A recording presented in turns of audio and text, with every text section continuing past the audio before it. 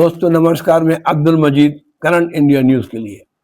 नगर पालिक निगम भिलाई में कोई योजना आती है और विवादों में उलझ जाती है। ये पिछले 5 साल से चल रहा है। नगर निगम महापौर परिषद कोई प्रस्ताव बनाता है, उस पर विपक्ष का फट से उसका जवाब आ जाता है। तो नगर निगम में विवाद तो चलता रहता है। अब एक नया विवाद शुरू हो गया है संजय नगर की खाली पड़ी जमीन का। ये जमीन लगभग 7 एकड़ है और इस जमीन की कीमत आज 300 करोड़ से भी ज्यादा है। नगर पालिक निगम ने महापौर परिषद के माध्यम से एक प्रस्ताव बनाकर शासन को भेजा था, यहाँ कमर्शियल कॉम्प्लेक्स बनाया जाए और इसका किसी अच्छी बड़ी पार्टी को दे दिया जाए। शासन ने इसकी अनुमति नहीं दी।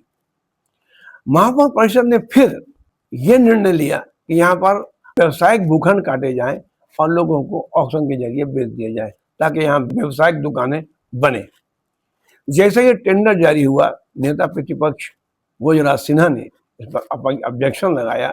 ये मैदान खेल का मैदान रहने दिया जाए, बच्चों के लिए खेलने के लिए जगह नहीं है और इसको न बेचा जाए। वहाँ का एक प्रस्ताव बनाया गया था, जिस प्रस्ताव को खंडित न करते हुए तत्कालीन महापौर के द्वारा वहाँ पे बेचने की टेंडर की अनुमति महापौर परिषद से दे करके निविदा आमंत्रित की गई, जिसको लेकर के क्षेत्रीयता के आधार पर और पब्लिक के बीच में एक आक्रोश का माहौल था कि धीरे धीरे आप शहर के रिक्त प्लाटों को बेच देंगे तो शहर में हमारे आने वाले भविष्य के लिए, हमारे नगर निगम के डेवलपमेंट के लिए, हमारे बच्चों के खेल की व्यवस्था के लिए, हमारे परिवार के, हमारे नगर परिवार के लोगों के लिए नगर पालिका के पास एक भी भूमि नहीं रहेगी। तो ऐसी स्थिति में आज ऐसी क्या स्थिति पड़ गई जो आपने महापौर परिषद से बेचने का निर्णय लिया, जिसके खिलाफ में हम लोगों ने आवेदन भी लगाया और प्रतिवेदन भी किया और जिसमें अभी संजय नगर मैदान का टेंडर भी निरस्त किया गया।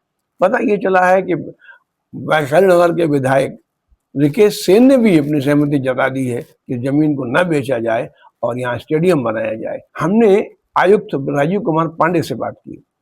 हमने उनसे पूछा कि सर ये जमीन का मामला है क्या। कोई कहता है स्टेडियम बनेगा तो कोई कहता है इसको भूखंड को नीलाम किया जाए, तो स्थिति क्या है?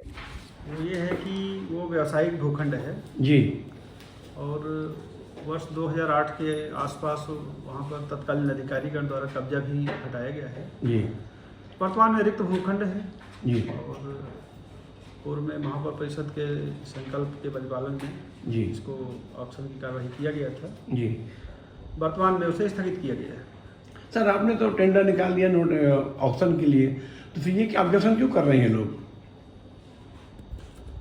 देखिए वर्तमान में कोई कार्रवाई प्रचलित नहीं है जी, तो मैं नहीं समझता कि किसी प्रकार का विवाद की बात है। इससे ये स्पष्ट हो जाता है कि ग्राम निवेश का जो नक्शा है, मास्टर प्लान, उसके अंतर्गत ये जमीन व्यवसायिक तो है।